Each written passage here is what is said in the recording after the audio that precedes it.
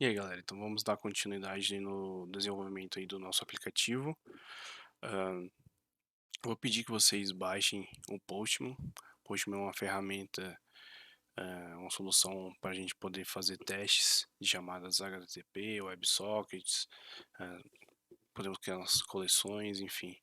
É uma ferramenta bem robusta aí que nos auxilia durante o desenvolvimento, principalmente com integração de APIs, tá? E aí, eu vou pedir que vocês baixem ele para a gente poder fazer alguns testes e fixar mais a modelagem que a gente vai estar fazendo nessa aula, tá bom? Então, depois que você baixar, é só baixar instalada, next até o final e executar.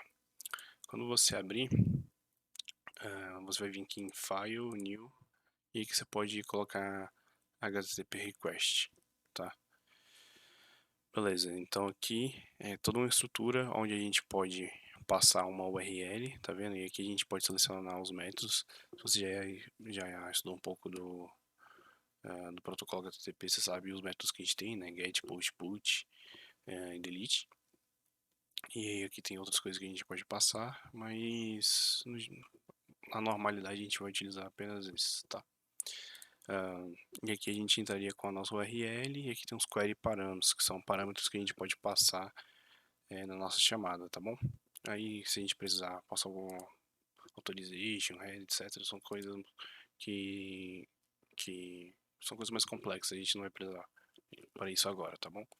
Então, na primeira aula eu pedi para que vocês cadastrassem aqui no DemoDB, né? Para poder pegar a API Key, porque ela vai ser fundamental para a gente poder fazer as nossas chamadas, né? Então, olhando aqui na documentação, a gente falou que vai usar esse método aqui, né? GetPopular. Então, esse método, se a gente olhar aqui, ele bate no endpoint aqui /move /popular, né? E aqui, como query param, ele tem o API key como obrigatório, ok? Então, o que que a gente vai fazer? A gente pode, inclusive, 24, inclusive aqui já, tá, porque eu já tinha colocado aqui o API key, né? Então, eu posso, aqui ó, na documentação aqui está em tryout, mas eu vou fazer com vocês aqui, mais fácil. Aqui é.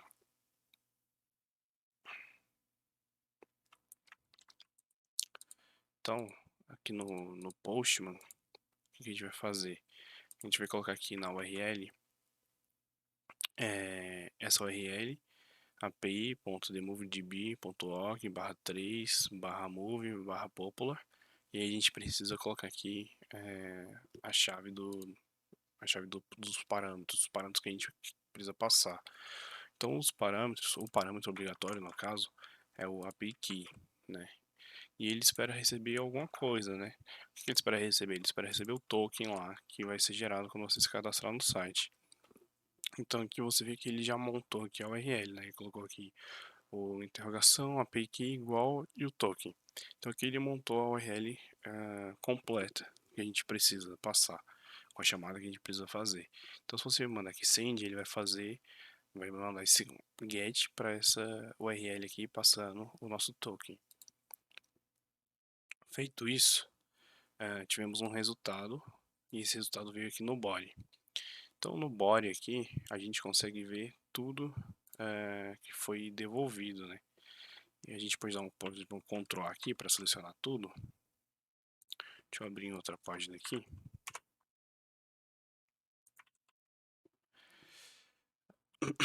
Aqui a gente vê que vem uma estrutura de JSON, né? Dentro dessa estrutura, a gente tem um array, e o array que se chama results, e é aqui dentro que vão estar os nossos filmes, né? A nossa listagem de filme. Então, aqui nessa primeira chave até a última é um filme.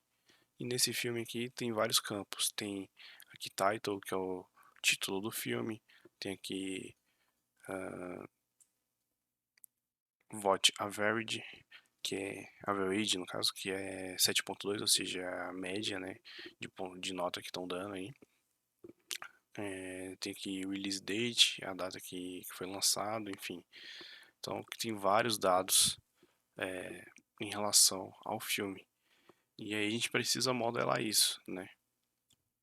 Então, a primeira coisa que a gente vai fazer no nosso código é modelar essa parte, tá bom? Então vamos lá. Então, como eu falei, a primeira coisa que a gente vai fazer aqui, primeiro passo que a gente vai fazer é modelar a nossa estrutura de código para poder receber aquele JSON, né? Então, o que a gente vai fazer? Primeiro a gente vai criar alguns packages aqui. A gente vai criar um package chamado data. A gente vai criar um package chamado domain. E a gente vai criar um package chamado presentation. Tá? Por que eu estou criando esses packages aqui? Esses packages são as camadas da Clean Architecture. Tá? Em programação surgiram várias arquiteturas e as arquiteturas surgem sempre com a proposta de resolver algum conflito, algum problema no desenvolvimento. A Clean Architecture, na verdade, é um livro que fala sobre boas práticas de programação, principalmente no âmbito de arquitetura. Então, ele pretende separar partes do sistema em camadas bem definidas, a fim de fazer com que o aplicativo seja mais testável, tá? Então, separar bem as regras. E aí, para isso, ele também sugere a utilização de Solid, que é outra metodologia de programação muito disseminada, que traz boas práticas de design de código, tá? Mas não se preocupa com isso, que no decorrer das aulas isso vai ficando mais claro, tá bom? Então, a gente criou aqui 3 packages dentro de data. Vão ficar os nossos ETOs, nossos repositórios. Domain são as nossas classes de domínio, e presentation é a nossa camada de visualização, tá bom? Então, a gente vai começar por data. A gente vai criar um outro package dentro de data que vai se chamar remote, tá? Então, por exemplo, dentro de data a gente poderia ter remote, poderia ter local. Local, o que seria? Seria se a gente estivesse trabalhando com um banco de dados, entendeu? Se a gente fosse gravar esses dados de um banco de dados, dentro da pasta local ia ficar a nossa estrutura do banco de dados, as classes que seriam referentes a isso. Estou colocando remote por quê? Porque a gente vai trabalhar com dados remotos, né? Então a gente vai fazer chamadas API, esse tipo de coisa, tá bom? Então dentro de remote a gente vai ter, vamos pensar aqui, outros 2 pacotes. Um chamado DTO, esse vem aqui em new, package novamente, só que esse apaga aqui. E você cria agora chamando response, ok? Então aqui dentro de data.remote a gente vai ter 2 outros packages, um DTO e um response. O que significa DTO? Significa Data Transfer Object. Então é um objeto de transferência, vamos dizer, um objeto que tem dados e que esses dados são transferíveis entre as camadas, entendeu? Então é aqui que dentro desse DTO são os nossos objetos de... não são exatamente objetos de modelo, mas são objetos que representam um dado que a gente quer transitar entre as camadas. E que dado vai ser esse? No nosso caso aqui, vai ser esse filme aqui. O que é esse filme?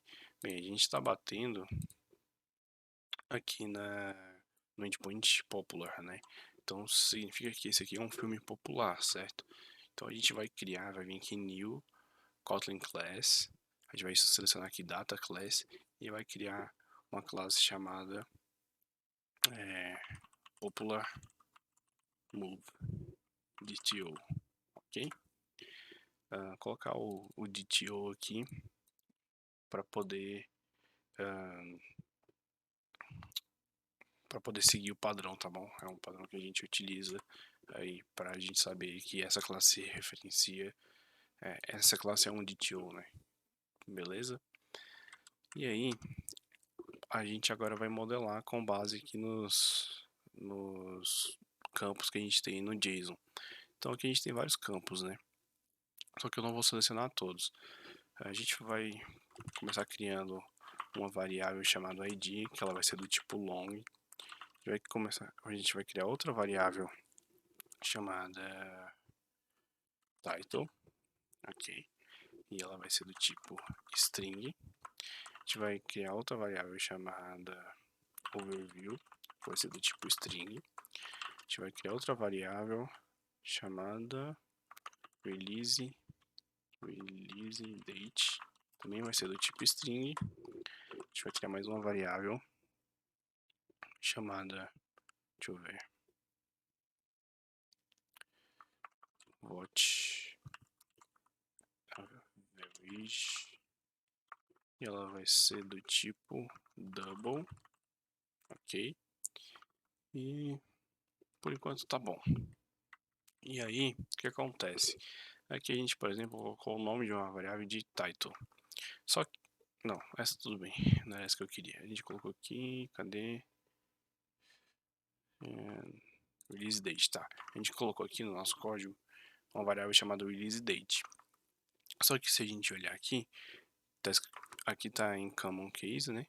E aqui tá com com esse underline aqui separando, né, as duas palavras. Então, você percebe que está diferente. Em JSON, quando a gente vai fazer a serialização é esse processo, tá? De pegar o objeto que é remoto, que no caso aqui o JSON, e transformar ele num objeto local, tá? Então, esse é um processo de deserialização, na verdade. E aí, quando a gente vai fazer essa deserialização,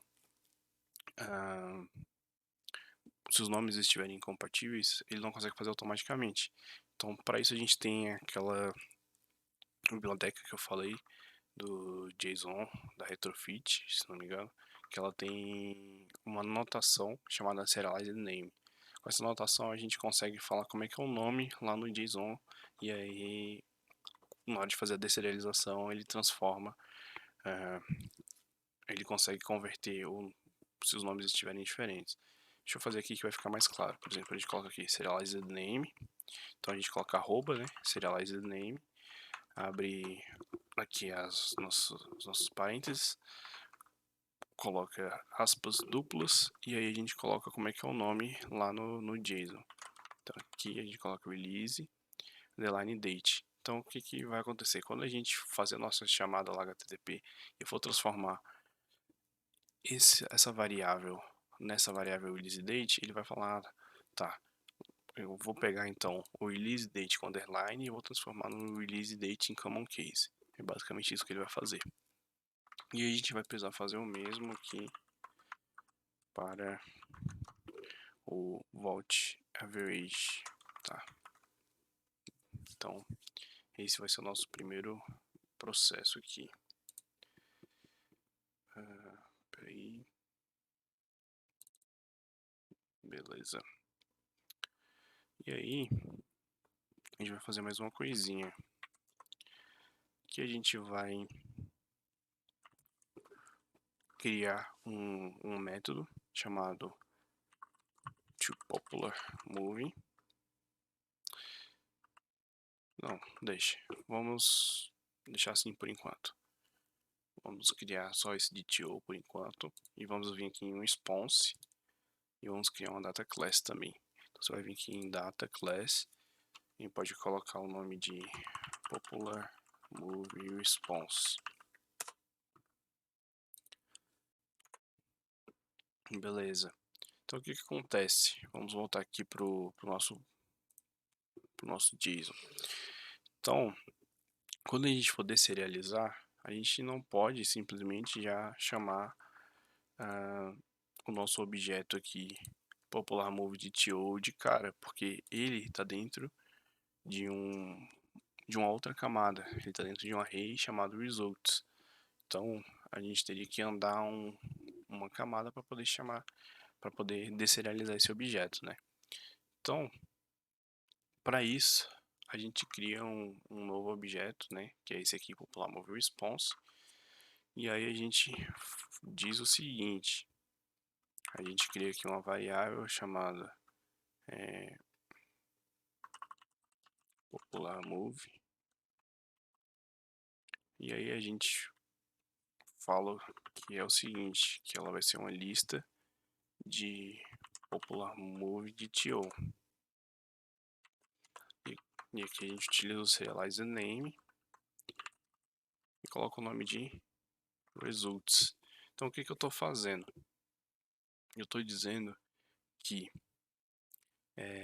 quando eu for deserializar, eu vou chamar esse response aqui, esse objeto response, que vai ter uma variável que referencia a results, e essa variável vai ter uma lista de popular move DTO, tá vendo? Então aqui, ó, esse array, ele tem uma lista. E que lista é essa? É uma lista de filmes. Então os filmes são o nosso objeto aqui, popular move DTO, que a gente acabou de criar. Beleza? Então é basicamente isso. Só que a gente já fez essa modelagem, beleza?